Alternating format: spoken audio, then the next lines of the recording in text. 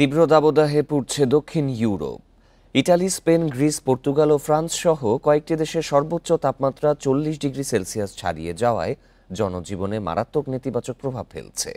তীব্র গরমে দেশগুলোতে সর্বোচ্চ সতর্কতা জারির পাশাপাশি দাবানলের আশঙ্কাও জানিয়েছে। ইতিহাসের উষ্ণতম জুন মাস এবছরই দেখতে যাচ্ছে স্পেন। সোমবার দক্ষিণ স্পেনের সেভিল শহরে তাপমাত্রার রেকর্ড হয়েছে ৪৫ ডিগ্রি সেলসিয়াস। তীব্র গরমে অতিষ্ঠ বাসিন্দারা। গড় তাপমাত্রা স্বাভাবিকের চেয়ে বেশি হওয়ায় বিশেষ স্বাস্থ্য সতর্কতা জারি করা হয়েছে।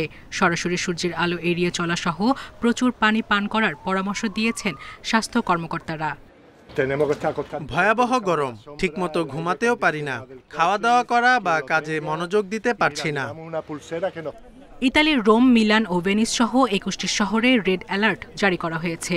লাৎসিও, তাস্কানি ও উমব্রিয়া অঞ্চলে খোলা জায়গায় কাজ স্থগিত করা হয়েছে। তীব্র গরমে স্থানীয়দের পাশাপাশি নাজেহাল পর্যটকরাও।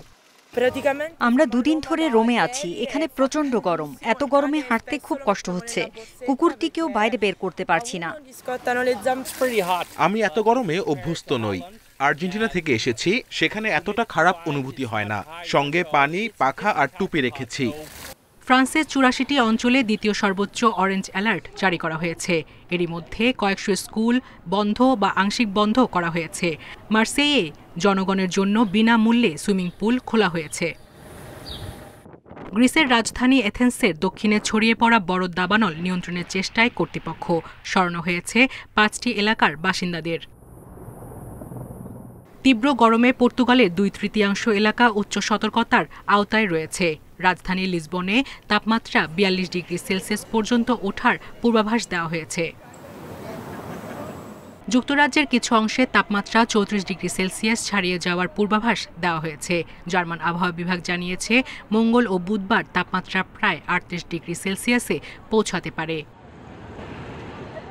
জলবায়ু পরিবর্তনের প্রভাবে এ ধরনের ভয়াবহ তাপপ্রবাহ আরও ঘন ঘন ও তীব্র হবে বলে আশঙ্কা বিশেষজ্ঞদের।